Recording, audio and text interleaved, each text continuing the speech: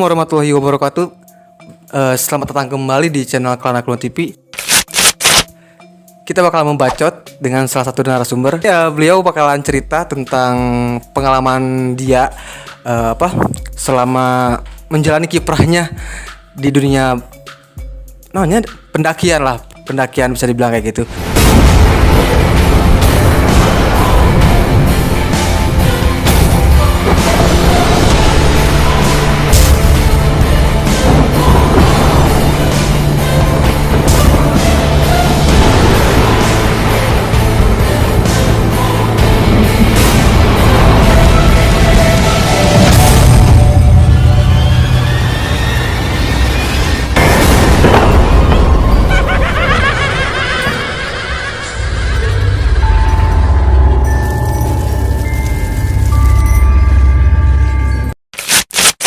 Banyak banget permintaan teman-teman, katanya bikin dong podcast sama pendaki, terus ceritain tentang yang horor kayak gitulah. Sekarang gua udah datengin narasumber di pinggir gua dan oke, langsung aja. Halo Dil, sehat Dil? Anjir. Dia Gundil dan oke, sekarang kita langsung aja korek-korek cerita dia seputar pendakian gunung. Oke Dil, selama lu mendaki lah muncak gitu kan, gue tahu lu banyak banget, maksudnya gunung yang udah lu puncaki deh gitu, yang udah lu explore gitu kan. Ada nggak sih pengalaman lu satu gunung yang berkesan, terus lu dapat pengalaman mistis atau gaib? Pernah nggak sih, di mana dan gimana ceritanya? Kalau nggak keberatan, ceritain ke teman-teman. Pernah nggak, di mana tuh? Kalau buat yang paling serem dari pengalaman mendaki, saat di Cikuray sama teman-teman berempat tuh. Cikuray itu daerah di mana sih? Cikuray itu daerah Garut. Ya. Jawa Barat, masuk ke Jawa Barat. Masuk Jawa Barat. Lumayan tuh. Kita berangkat dari sini jam berapa ya? Pagi. Nyampe sana sore gitu kan nggak salah. Nah, perjalanan tuh nggak sampai langsung puncak. Kita sama teman-teman istirahat bikin tenda. Nah, nggak tahu kenapa itu ada kejadian apa. Temen malam-malam itu ada yang namanya tuh, ada yang jalan-jalan di sekeliling tendanya, ada juga yang mainin si sleting tendanya, ya gitulah, banyak kalau dicariin semua tuh. Tapi itu lu berempat, ada cewek apa cowok semua? Nah, kebetulan di situ juga ada cewek. Oh, cewek ya, pacarnya teman saya. Jadi diganggu gitu? Itu Kayaknya sih dia lagi head. Oh iya. Yang setahu gua nih, orang awam, katanya kalau muncak itu ya, kalau mau di gunung manapun itu berlaku di semua gunung. Katanya kalau bawa cewek lagi menstruasi itu emang mengundang ya makhluk yang kayak gitu tuh, emang bener gitu? Kalau setahu saya sih itu tergantung kitanya. Ya balik lagi ke diri kita sendiri. Kalau imajinasi saya yang lagi menstruasi kemana aja ya, iya, pasti gitu, gimana bawaan diri sendiri aja. Sugesti mungkin. Ya, sugesti lah, bisa dibilang kayak gitu. Tapi pas lu lagi ya udah bikin tenda kayak gitu, terus ada yang gangguin lu, nyadar nggak ada? Maksudnya ada apa cuma satu orang aja gitu yang nyadar kok pada rame gitu? Sebenarnya saya juga sadar di situ ada yang jalan-jalan ngelilingi tenda, cuman ke tenda teman saya aja itu yang seringnya. Oh, itu bikin dua tenda? Ya, bikin 2 tenda sih ya. Gimana ya, pagi kalau kita tuh misalkan ngecamp atau muncak, terus kita bawa temen yang penakut gitu, itu pernah nggak lu bawa pengalaman bawa temen, terus temen lu tuh emang fobia banget sama yang kayak gitu lah, hal-hal mistis? Pernah nggak? Pernah. Repot? Ya disebut repot disebut gimana gitu ya, soalnya gimana lagi harus ditolongin ya harus, masa mau dibiarin gitu aja gitu lah. Ya kadang kan banyak yang celaka tuh yang kayak gitu ya, kadang kalau di gunung tuh setelah Cikure ini mungkin gue pengen tahu gitu kan, maksudnya pengen apa ya yang bener-bener tuh horor banget gitu. Pernah nggak gunung mana gitu di luar Jawa Barat deh gitu, di mana lah? Pernah nggak? Di luar Jawa Barat kebetulan di Guntur. Gunung Guntur? Pernah ya. Kebetulan sama itu bawa temen cewek. Dia emang agak gimana ya? Kalau dibilang kata Sundanya mah lembah Yuni itu orang itu teh. Apa ya? Gampangan. Apa ya? Sensitif terhadap aura-aura gitu. Kayak iya. gimana? Waktu itu teh jalan jam berapa ya? Jam 9 malam kalau nggak salah. Lu Perjalanan jam 9 malam maksudnya datang ke TKP itu jam 9 malam? bukan masih di perjalanan. Oh, perjalanan. Iya, kemalaman kita di perjalanan. Tiba-tiba si temen cewek tuh berhenti ngedadak, gak tau kenapa itu si tangannya tuh kayak mau jaipong. Udah kayak gini nih. Jadi maksudnya di Iya. ya kerasukan gitu. Iya, baru Belum. gini. Gak lama kemudian dia ketawa. Maksudnya gini ya, ya kebayang dia maksudnya jaipong nari gitu, nari. Iya, nari. Tapi dia emang basicnya penari bukan? Bukan. Gak tau kenapa. Itu heran saya juga. Masih di perjalanan menuju Masih di perjalanan. tempat tenda gitu. Iya. Menuju pos 3. Terus setelah itu maksudnya lagi yang kejadian gimana lagi setelah dia mau jaipong kayak gitu? Ya dia ketawa, terus ya bikin tenda, manggil porter di atas. Ya alhamdulillahnya bisa cepet ketangani gitu si orang itu, bisa langsung yang ada dalam tubuhnya bisa keluar. Tapi setelah lu tanya nggak, sempet nanya nggak ke ceweknya, lu kenapa itu? Senawan mana gitu? Tapi dia nggak jawab apa. Emang aing kunaon? Jadi nggak sadar gitu. Iya nggak sadar dia. Mungkin gimana? Mungkin ya bukan tahu ya. Mungkin ya si cewek itu etikanya di gunung gimana, sompral nggak gitu apa? Enggak, kalau dia setahu saya nggak sombrek. Bahkan jarang bicara dia orang. Oh, diem, Ya, lebih ke diem iya, gitu ya. lebih ke diem. Lebih jarang bicara. Kalau dia fokus aja, cuman ya gitu orangnya. Gampang, kalau gampangan mah gampangan. Sensitif kalau ada di lingkungan yang kayak gitulah. Itu di Gunung Guntur ya, Andra? Guntur. Ya, ada nggak cerita mungkin ya yang lu alamin sendiri gitu, Dil, kayak lihat sosok ini atau ya yang lu pribadi yang ngerasain gitu, pernah nggak? Kalau diri saya pribadi sih cuma ini doang waktu di Gunung Puntang. Gunung Puntang. Puntang, Di mana Gunung Puntang? Pangalengan. Pangalengan? Oh, Pangalengan. Gimana tuh ceritanya? Waktu itu balik kuliah sama temen tuh. Emang lah lagi hobi-hobinya mungkin bisa dibilang kayak gitu, mau kapanpun, mau iya. hari apapun, Gas, mau ya. jam apapun. Kalau berangkat nggak mikirin waktu, nggak mikirin apa gitu. Yang penting gas ya kita. Kita di sini tuh berangkat maghrib sampai sana tuh isya kalau nggak salah. Mulai naik perjalanan ke puncak tuh jam 9 malam. Itu kalau nggak salah malam Jumat berdua tuh sama temen. Lu cuma berdua gitu? Cuma berdua. Tiba-tiba ya istirahat, gua ngopi sama temen. Istirahat, kok itu apa? Yang satu, kalau saya mah cuma lihat api doang nih. Awalnya kecil, terus deket nyaman cek orang Sunda mah beki deket. Makin deket ya. Asa ngegedean gitu ya, sini teh nah gitu. Tapi itu bentuk apinya kayak api unggun apa api Kayak bola kayak gitu, bisa dibilang kayak bola kecil. Asalnya mah cuma nggak tahu kenapa itu bisa Gede. jadi gede. Terus pas udah lu lihat Nah kayak gitu. udah gitu ya langsung saja naik. Tapi maksudnya teman lu nggak cepet parno nggak gitu? Ah, dia Enggak, soalnya saya udah tahu lah tapi lihat, karakternya. tapi teman lu juga tuh lihat nggak sih? Lihat sama-sama, malah kita saling tatap muka gitu.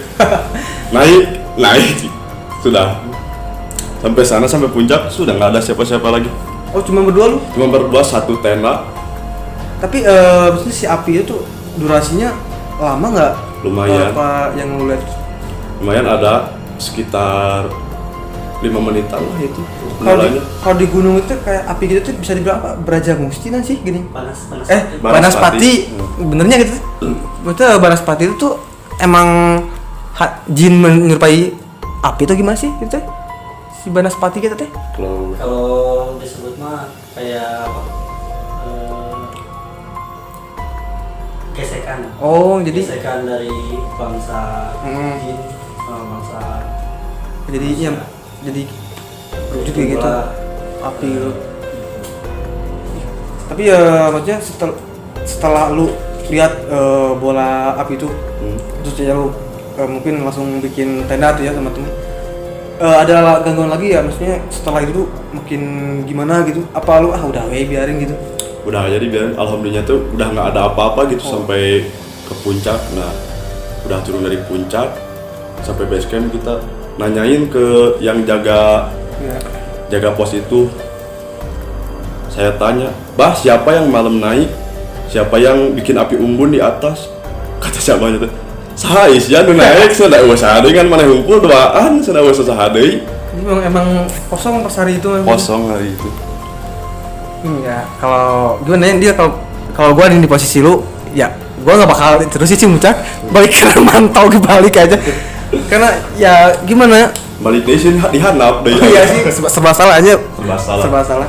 Maksudnya ya gimana ya, kalau menurut gue tuh kan kalau muncak itu bukan hanya mental secara fisik aja itu yang harus disiapin secara matang tuh kan, ya kayak maksudnya resikonya ya lu ketemu kayak hal-hal kayak gitulah ya di gunung tuh. Tapi ya mungkin itu sih gimana ya, cuman bumbu-bumbu pendakian lah ya. Karena kalau ngedaki nggak ada cerita kayak gitu emang hambar juga ya. Hambar juga sih teman-teman anjing. Ya, jadi ya gini nih, maksudnya kita kan teman-teman kesini tuh ya buat teman-teman info sih, sekalian silaturahmi gitu tuh ke tempatnya Gundil. Jadi dia tuh emang di sini juga menyewakan lah ini ya, menyewakan berbagai alat-alat untuk camping gitu, untuk muncak juga ada di sini. Nanti pokoknya gua taruh di link deskripsi tentang ya pokoknya sosial media dia. Buat teman-teman yang suka muncak bisa langsung aja kontak dia untuk wilayah Cimahi, mungkin ya Cimahi Bandung Barat lah. Buat lu yang mau sewa tenda, sewa apa carrier atau sleeping bag.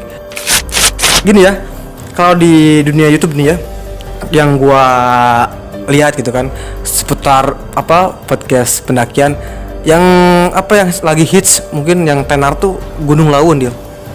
Lu pernah nggak sih muncak ke sana? Pernah. Oh pernah. Kapan? Tahun berapa kira-kira? Terakhir ke Lawu tuh tahun 2019. Oh masih baru ya. Baru.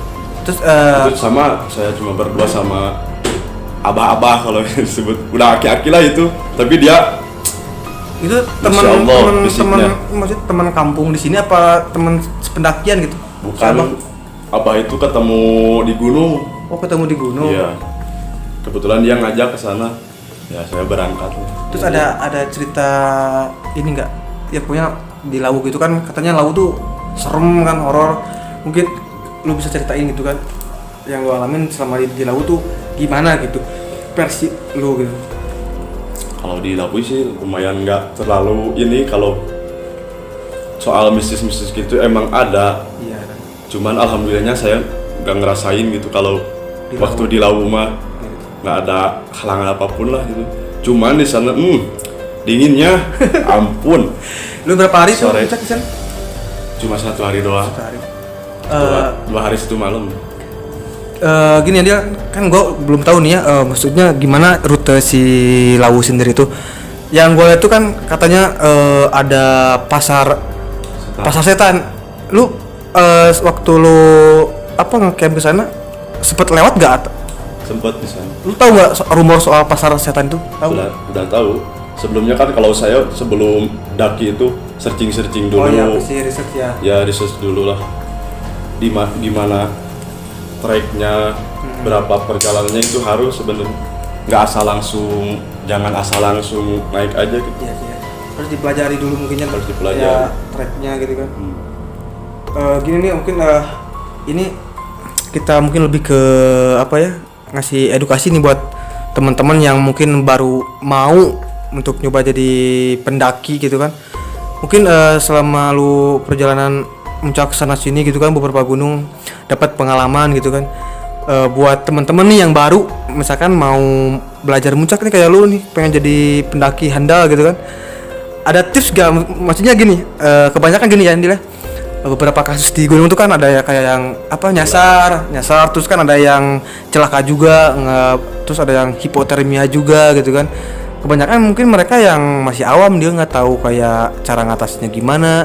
Terus kalau dari dunia ininya, kalau dari dunia gaibnya gitu kan, dari etika mungkin tata krama, ada nggak pesan dari lu buat teman-teman gitu? Harus gimana nih gitu? Kalau pesan buat yang mau baru mulai mendaki ya, jangan coba-coba untuk berangkat sendiri. Packing itu juga harus. Nah, itu ngaruh banget. Kalau mau mendaki harus bisa packing tuh benar-benar bisa nempatin mana barang yang harus di atas, di tengah, di bawah kayak gitulah. Kalau pesan saya, kalau ada kabut jangan diterobos. Jangan berani-beranilah gitu muncul orang Sunda mah ulah rasa aing lah. Rasa aing bisa, rasa aing apal, rasa aing nyaho, tak ulah nepi ka kitu lamun erek ngadaki mah kudu persiapan heula mateng-mateng naon resikona anu. Nah, ya gua udah banyak sharing dengan Gundil gitu kan tadi, seputar di Lawu ya, yang terakhir dia di Lawu tuh sama ya yang kebetulan ada sedikit pengalaman lucu. Oh, masih ada nih, dilanjut teman-teman. Gimana waktu di Lawu nih, gimana? Waktu lagi istirahat tuh, nggak tahu tuh di batu tuh ada sajen. Saya istirahat. Sajen gitu. Kayak ada sajen, bukan? Iya kayak sajen lah gitu, ada kembang-kembang kayak gitulah. Mungkin udah apa ya, adat istiadat mungkin di sana. Ya, kayak ya jadi kultur bang ya, bisa gitu ya. Iya. Soalnya lekat banget gitu iya kan. Sih. Udah tahu sendirilah Jawa gimana. Terus lu nemuin sesajen nih. Terus gimana Nah, tiba-tiba saya dudukin. Saya malah dimarahin. Eta ulah didiukan lamun cek orang Sunda nganting eta bahasana mun itu bahasa Jawa da teu ngarti lah. Bahasa Jawa da teu ngarti mun aya penerjemah lah. Ada penerjemah eta ulah didiukan. Oh, jadi lu dudukin gitu? Iya, karena saya didudukin itu. Saya nggak tahu itu ada itu di situ. Malam-malam atau pas siang? Siang, waktu mau balik ke Bandung. Tapi ya kan biasanya kalau yang kayak gitu tuh identiknya dengan pemujaan gitu ya, pesugihan mungkin.